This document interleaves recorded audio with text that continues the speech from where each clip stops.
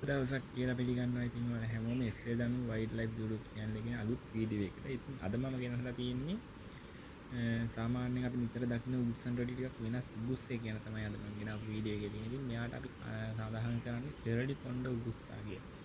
ඉතින් මේ උගුස්ස ගැන අපි කතා කරොත් මෙයාගේ සාමාන්‍ය වාසස්ථාන ශ්‍රී ලංකාවේ වගාබිම් සහ තෙත්බිම් ආශ්‍රිතව තමයි ගොඩක් වෙලාවට දකින්න පුළුවන්. මෙයා අතු අතර උස්ගස් වල තමයි මෙයා කූඩු හදන්නේ. ඉතින් මේ සත්ත්වයාගේ හැසිරීම ගැන අපි කතා කරොත් මේ පක්ෂියා බොහෝ විට උස්ගස් අතු මත හිඳගෙන දඩයන් සොයාගෙන යනවා. ඉතින් මෙයාට ගොඩක් දුර පේනවා තියුණු ඇස් දෙකක් තියෙනවා. ඉතින් මෙයා ආහාරයට ගන්නවා කුඩා මසුන්, සර්පයින් සහ කුඩා කුරුල්ලන්.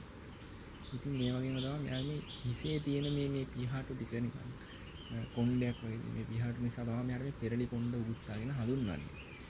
ඉතින් මේ සත්වයින්ගෙන් මේ පරිසරයට ගොඩාක් ලොකු සේවාවක් ඉෂ්ට වෙනවා. ඉතින් මේ පරිසර පද්ධතියේ තියෙන සමබරතාවය රඳා පවත්වා ගන්න රැක ගන්න මේ සත්තු ගොඩක් දායක. ඉතින් මේ පරිසරයට ආදරය කරන පරිසරයේ ලස්සන දකින්න ආසොයාලා මේ channel එක subscribe කරලා channel එකත් එක්ක එකතු වෙන්න. තව කෙනෙක් මේ වගේ වීඩියෝ බලන්න ඔයාලා share කරලා වීඩියෝ එක හොඳ නම් like එකක් දාලා ඔයාලගේ අදහස් පහලින් කමෙන්ට් කරන්න.